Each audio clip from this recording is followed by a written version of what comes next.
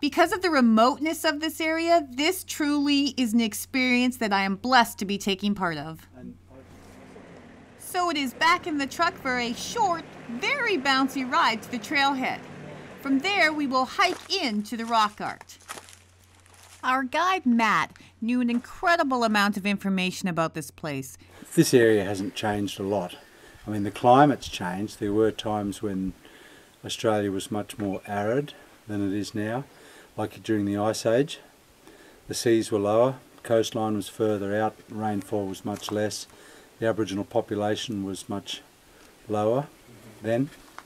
But then about, as the last Ice Age ended, the seas rose, rainfall increased. It was a treat to listen to Matt as he explained what each of these images represented. Now that's a very significant group of paintings. The one artist has painted the two women and a big dingo and a little dingo. And I think the tail down suggests that the dingo is it's the dingo that belongs to the old ladies. And we know they're old ladies because if you look at them closely, you can see somebody's added a white blob to the larger of the two. That's a relatively recent addition, somewhere in the last century or two. But the figures themselves are much older, and they look like simple red figures, but if you look at them very closely, they have a fine white outline, and they also have diagonal bands going across their shoulder and between the breasts. So it's like a crisscross, like a cross your heart bra, my father described it. But what those are, they're loops of string that were worn, and we don't know that they were worn for any reason other than to signify an older woman's status as a widow. And so that indicates these are two sort of older, mature women. You'll see they're actually also wearing, I don't know whether the camera will show it, each one of them is wearing a belt, which is made of string with a fringe of grass woven into it. And it's just a decorative thing, it's a beauty thing, it's not really substantial enough to provide modesty, because they're naked people anyway, but the women used to wear these string belts. And what that whole scene shows is the dingo creation story, which is that in the beginning there was one unimaginably huge giant dingo which had a pup, and that dingo belonged to two old ladies, sisters, and they used that dingo to hunt people for food. They were cannibals, these two old ladies. And ultimately the dingo was killed by the two Butcherbird brothers after the old ladies set the big dingo on their path, and they managed to ambush it and spear it to death.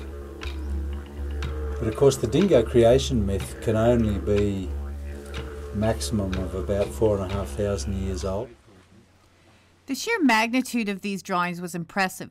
I felt like I was stepping right back in time. Yes, and the Aboriginal sites where families have lived part of the year for thousands and thousands and thousands of years, yes, they somehow, there's an impression left by the people that perhaps the cues are only visual, but you walk into these rock shelters where families have lived for countless eons, yes, and it feels like a welcoming, natural place for people to be. It does, yes.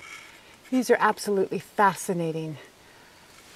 I don't want to touch them for, destroying them, but imagine, absolutely imagine how many years ago these were made.